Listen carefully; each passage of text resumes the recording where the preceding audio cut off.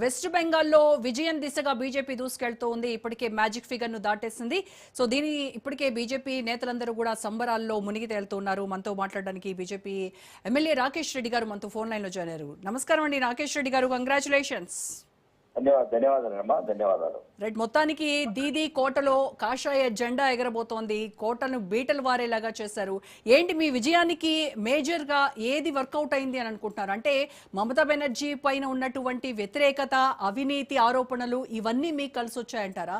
లేదు అని అంటే కేంద్ర ప్రభుత్వ పథకాలు కావచ్చు, మోదీ పాలన కావచ్చు, దేశంలో మెల్లగా ఒక్కొక్క రాష్ట్రాన్ని కూడా పాలించడానికి ఆ దిశగా వెళ్తున్నటువంటి బీజేపీని నమ్మి ప్రజలు మీ వైపు చూసారనుకుంటున్నారు, ఏమనుకుంటున్నారు? బీజేపీ నమ్మటం ఒక బెంగాల్తో మొదలు కాలేదండి. సుమారు 19 రాష్ట్రాల తర్వాత 20వ రాష్ట్రం దేశం ప్రపంచం కూడా బీజేపీ నమ్ముతుంది. బీజేపీ ఉంటే భారతదేశం సేఫ్ ఉంటుంది, భారతదేశం సేఫ్ ఉంటే ప్రపంచం సేఫ్ ఉంటుంది. కాబట్టి ఇది పశ్చిమ బెంగాల్ బీజేపీకి మీరు అన్నప్పుడు దీది కోటలు కాదండి. ఒకప్పుడు వందే మాత్రం పుట్టిందమ్మా ఈ నెలలో, అందరూ మర్చిపోయినారు. వందే మాత్రం పుట్టిన నెల, భారత్ మాత విజయన నినాదం కూడా అదే గడ్డపై. జనసంఘ్ కూడా బీజేపీ సింధు కూడా శ్యామ్ ప్రసాద్ ముఖర్జీ గారు అక్కడ. కాబట్టి దీది అనేది ఏదో మొన్న ఒక చీకటి అధ్యాయం మాత్రమే. దీది అధ్యాయం ఓన్లీ 2011 నుంచి చీకటి అధ్యాయం. ఆ చీకటి అధ్యాయాన్ని వెలుగులోకి తీసుకొచ్చడానికి మరి మీకు ఇన్ని దశాబ్దాలు పట్టింది కదా. లాస్ట్ టైం కూడా మీరు ఆవిడ్ని ఢీకొన్నారు, కానీ ఏదో లాస్ట్ మినిట్ లో కాస్త 5% ఓట్లతో మీరు మళ్ళీ వెనక్కి తగ్గాల్సి వచ్చింది. ఈవెన్ దో మళ్ళీ అక్కడ ఆవిడే కదా మళ్ళీ పరిపాలించింది కూడా.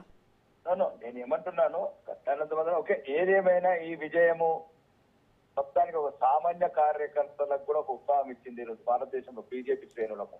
ఓకే, వాజ్పేయి గారు అన్నట్లు హర్ జగ పే హర్ నీల పే పూల్ కిలేగా, చీకటి తొలగిపోతుంది, వెలుతురు వస్తుందని ఏదైతే వాజ్పేయి గారి నినాదం ఉందో అదిగా చివరికి 20-21 రాష్ట్రం కూడా ఆ వెలుగు విస్తరింపజేసింది. ఈ విజయం మామూలు విజయం కాదమ్మా, ఇది జాతీయవాదులందరికీ ఇది ఒక భావోద్వేగ క్షణం. ఎందుకంటే ఈ దేశంలోనే కొందరిని అతి కిరాతకంగా, అతి దారుణంగా హింసించింది ఆ ప్రభుత్వం. అంటే ఇప్పుడు ఈ రోజు అక్కడ ఈ రెండు శాంతి కబోరాలు, ఎందుకంటే అల్లాహో అక్బర్ అని ప్రశాంతంగా అనుకోవచ్చు, జై శ్రీరామ్ అనే నినాదాలు కూడా మానుకోవచ్చు.